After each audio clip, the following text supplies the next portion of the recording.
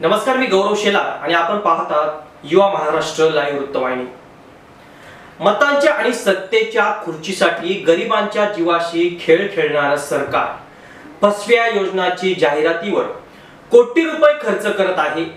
राज्य शासनाने मुलींचे मोफत शिक्षण देण्याचे कबूल केले, त्यावर प्रगत अब्जाधीश झालेले नेते मंत्री जाहीरपणे बोलतात, कोण मुलींना शिक्षण मोफत देणार नाही त्यांच्यावर कारवाई करू। मात्र त्यांच्या मंत्रिमंडळात असणाऱ्या विखे पाटील यांच्या घराण्यातील प्रवरा कॉलेज लोणी येथील उच्च शिक्षण घेणाऱ्या मुलींना मोफत शिक्षण देण्यास टाळाटाळ केली जात आहे।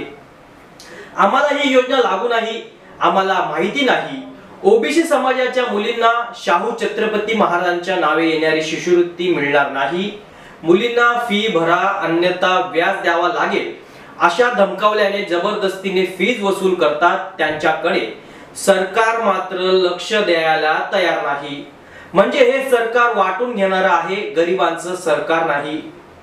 दुसरीकडे अजितदादांनी सर्व शासनाच्या योजनांमध्ये लाभ मिळत नसल्यास तक्रार करा, आम्ही मदत करू। त्यांच्या वेबसाईटला फक्त फॉलो करण्यात धन्यवाद मानतात, कोणालाही त्यांनी न्याय दिला नाही।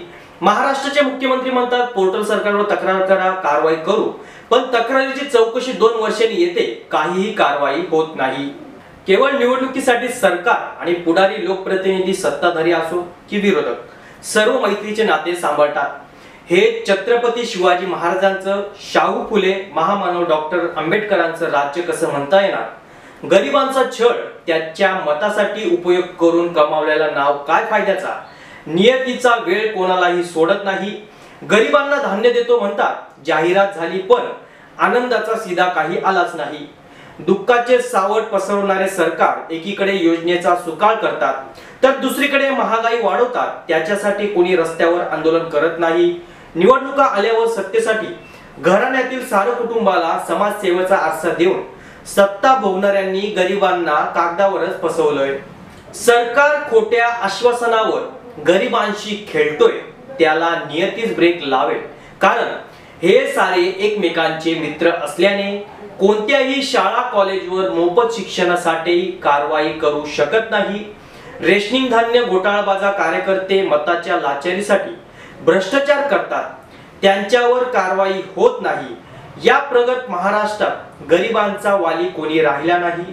दहशत, दादागिरी, असुरक्षितता, भ्रष्टाचार आणि फसव्या योजनांचा प्रभाव वाढला आहे। ज्यांच्या हातात सत्ता तोच पारधी या म्हणीला आता महत्त्व प्राप्त झाला आहे। महाराष्ट्रात शिक्षण संस्था सत्ताधारी विरोधक पुढाऱ्यांच्या आहेत, त्यांच्यावर कारवाई करण्याची हिम्मत सरकारमध्ये नाही। त्यामुळे गरीब मुलांची शिष्यवृत्ती मिळत नाही आणि मोफत शिक्षण योजनेचा लाभ सुद्धा मिळत नाही। खरंच भाजपा सेना राष्ट्रवादी भाऊ आहेत का? हे आता मान्यच करावं लागेल। पैशानी सत्तेने गैरवापर करून गरीब संघर्ष योद्धांना दडपण्यापेक्षा ज्या योजनाची आपण जाहिरात करता त्या योजनेचा लाभ प्रशासनात, शाळा कॉलेज, दवाखान्यात तसेच शेतकऱ्यांना दिला पाहिजे, पण तो दिला जात नाही। चौकशी 1 दिवस करा, महिन्यातून 1 वेळ पथक पाठवा। चौकशीला नुसते GR कागदावर आणून लोकांना दिशाहीन करण्याचे दिवस आता संपले आहेत। पण लोक काय करणार? मतदानाला तेच दोघे मित्र आमने सामने असतात, सामान्य मात्र कोणीच नसतो। हेच मात्र सर्वात मोठा खेदजनक प्रश्न आहे। आमच्या या निर्भीड मतांवर आपली प्रतिक्रिया नक्कीच कळवा।